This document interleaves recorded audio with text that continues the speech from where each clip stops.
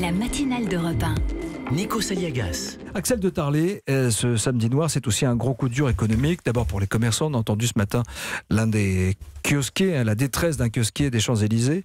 Et c'est un coup dur aussi pour l'image du pays. Voilà, en fait, exactement, la facture économique, elle est de deux ordres. D'abord, il y a effectivement tous les coûts visibles. Alors, vous parliez du kiosquier. Je lisais aussi ce matin, par exemple, que le cinéma Le Marignan sur les Champs devait remplacer 14 vitres. Chaque vitre coûte 2600 €. Donc faites la facture. Pour lui, ça fait une facture vitrier de 36 000 €.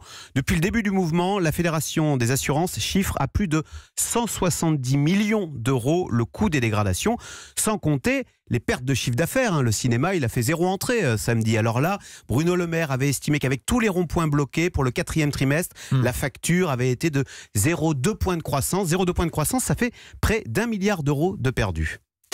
Et en termes de coûts, on a entendu, mais en termes d'image, ces violences dégradent aussi l'image du pays parce que ça fait le tour du monde. Moi, les gens m'appelaient de l'étranger en me disant « mais ça va, vous êtes en sécurité ou en danger ?» Rendez-vous compte, même les joueurs du PSG qui pourtant en termes de chahut s'y connaissent dans les stades, même eux s'en émeuvent. Vous avez la star du PSG, Thomas Meunier, qui a tweeté: pauvre France aux yeux du monde. Alors on pense tout de suite aux conséquences sur le tourisme. Les Champs-Élysées, c'est la vitrine de la France.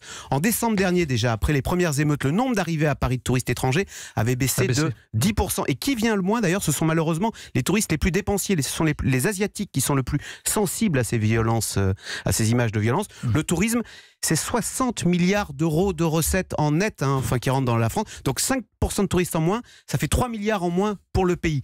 Et puis deuxième conséquence, c'est l'image de luxe de la France. Le luxe, c'est notre premier poste à l'export. C'est 50 milliards d'euros que nous vendons de produits de luxe. Et ça consiste en quoi, le luxe? Ça consiste à vendre du rêve. On vend l'image de la parisienne chic. C'est le ressort de la marque L'Oréal Paris, par exemple. Sauf que la parisienne chic, en ce moment, elle se retrouve prise dans des scènes de guérilla urbaine. Voilà, imaginez L'Oréal Paris, j'imagine, a beaucoup de mal à communiquer en ce moment sur le glamour de Paris. Donc vous voyez, il y a des conséquences immédiates qui se chiffrent en centaines de millions d'euros, du chiffre d'affaires perdu, des vitres cassées. Et puis il y a des conséquences en termes d'image. Et là, on parle en termes de milliards d'euros. Merci beaucoup. Axel de Tarlé, quotidiennement sur Europe 1 pour le Zoom Éco.